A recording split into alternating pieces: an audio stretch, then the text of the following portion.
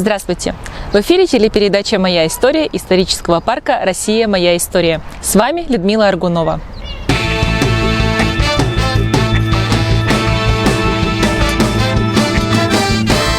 Первые 100 цветов украсят территорию исторического парка.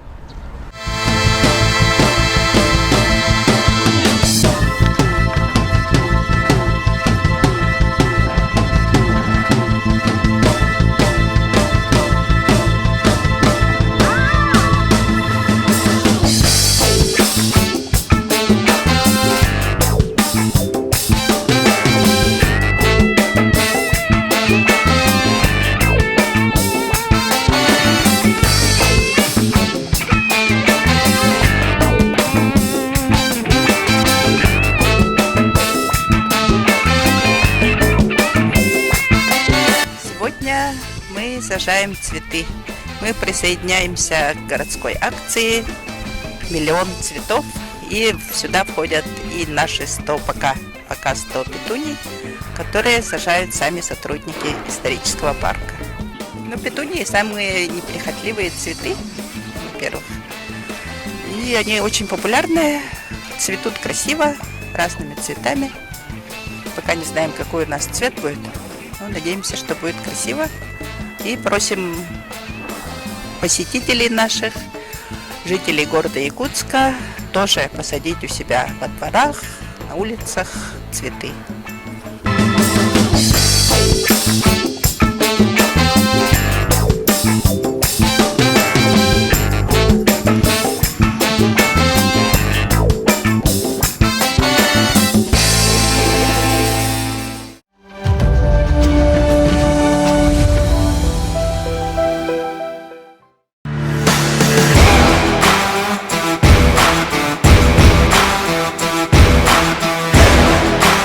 Исторический парк «Россия. Моя история» приглашает вас на выставку Рюриковичи.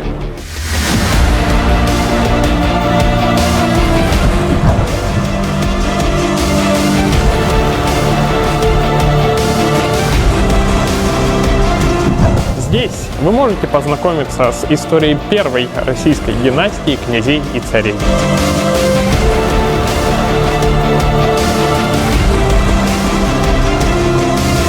Узнать что-то новое о средневековом быте и жизни обычных людей. Ключевые события в истории государства. Посмотреть документальные фильмы об истории государства, его культуре, религии. Также вы можете проверить свои знания в интерактивной викторине.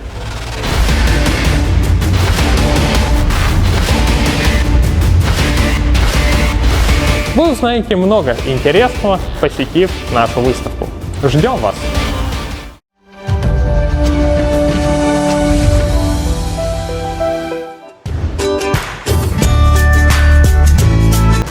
Исторический парк приглашает горожан принять участие в празднике «Радио детства», посвященному Международному дню защиты детей.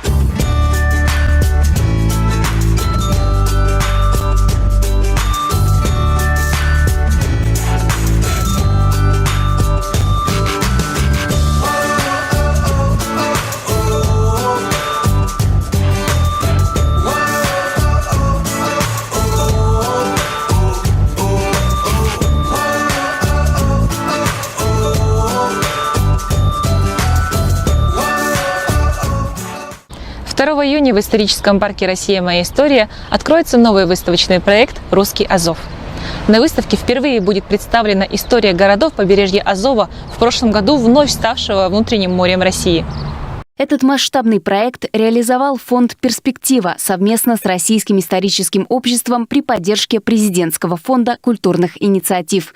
Одна из главных задач выставки – наглядно показать прошлое Азовского побережья, рассказать о его богатом культурном наследии и о неразрывной связи Азова с Россией, которую в течение последних лет пытались стереть из истории. Основу выставки составляют документы и артефакты ведущих музеев и архивов страны. Экспозиция разделена на 5 тематических блоков, десятки экранов, панорам, проекторов, 3D-моделей и сенсорных планшетов. Все это позволит совершить путешествие во времени, познакомиться с бытом кочевых племен Приазовья, узнать об известной битве на реке Калке, о зарождении кубанского казачества и вековых усилиях России по защите своих южных рубежей. На Русском Азове оживили знаменитых выходцев из Приазовья – Антона Чехова, Архипа Куинджи, Фаину Раневскую, митрополита Игнатия. На экспозиция адресована посетителям от 12 лет. Каждый найдет для себя что-то особенно интересное.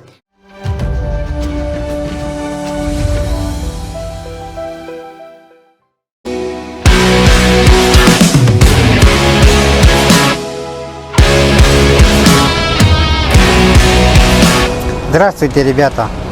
Мы стоим на нулевом километре столицы нашей республики, города Якутска. Отсюда мы начнем наше увлекательное путешествие в прошлое Якутска. Узнаем, какие у нас дома есть в нашем городе, которым свыше 100 лет. Узнаем их истории. Итак, начнем.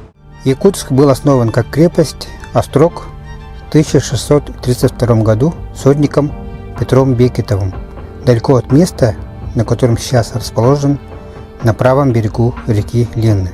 Острог – деревянная крепость, окруженная частоколом или стенами с башнями. Сотник – чин в армии, офицер, под командой которого находилось 100 человек. Острожек был построен на затопляемом месте талыми водами, поэтому пришедший на смену Бекетову казачий атаман Иван Галкин перенес острог в другое место, предположительно там, где сейчас расположен старый Нижний Бестях. Острог располагался в том месте около 6 лет и был в 1642 году перенесен воеводой Петром Головиным на новое место близ озера Сайсары, то есть на то место, где есть сейчас город. Казачий атаман – руководитель казаков. Атамана выбирали на собрании казаков, называемом казачий круг. Казаки – представители разных народов, сплотившихся в нашей стране в этносоциальную общность. Казаки представляли военное сословие. В перерыве между войнами занимались сельским хозяйством. Язык казаков – русский или малоросский украинский. Нижний Бестях – населенный пункт на территории Мегино-Кангаласского улуса. Воевода – воинское звание в армии. Воеводы также выполняли работу глав регионов. Озеро Сайсары располагается на территории города Якутска. Острог постепенно разрастался и превращался в город, и в конце 19-го, начала 20-х веков приобрел те улицы и строения, которые сейчас в данное время есть. На карте 1890 года мы видим строение. На месте с надписью «Остатки стен и башен» стояла башня, построенная в конце 17 века воеводой Преклонским. Почему-то ее называли башня Тыгына. Хотя башня никакого отношения к главе якутских племен в 17 веке Тыгыну не имеет.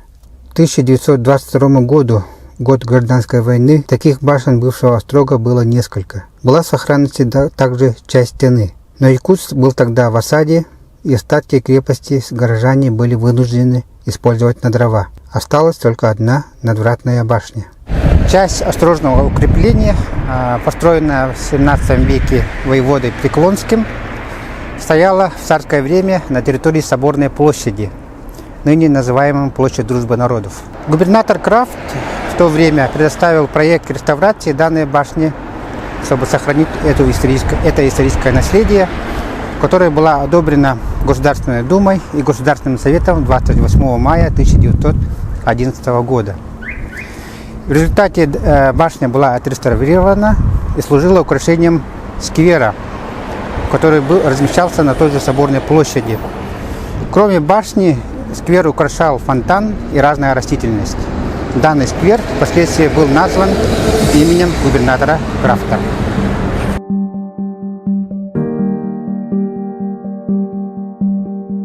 В 1967 году площадь начали реконструировать, и башню было решено перенести на территорию Краеведческого музея имени Емельяна Ярославского, где она стояла до 2002 года. Накануне празднования 370-летия Якутска историческая башня сгорела, и было решено ее воссоздать. Этим занимались народные мастера под руководством народного мастера Эрнста Алексеева, предпринимателей Василия Атласова и Андрея Высоких. Башня была реконструирована по мирным чертежам академика Александра Половникова и архитектора Николая Крадина. Исторический парк «Россия. Моя история» продолжает работу по проекту «Городские экскурсии». Запись ведется по телефону 40 35 97. На карте 1890 года помечена также Никольская церковь со своим кладбищем.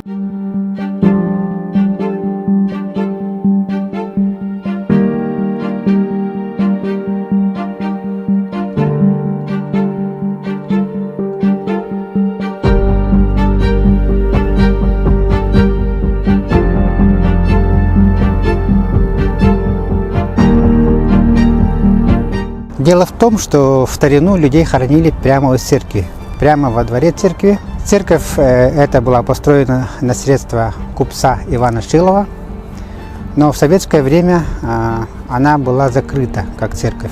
В ней размещались разные учреждения, в том числе архив. В начале 90-х церковь была возвращена верующим. Она снова стала церковью. Ее отреставрировали, водрузили кресты, и она функционирует по сей день.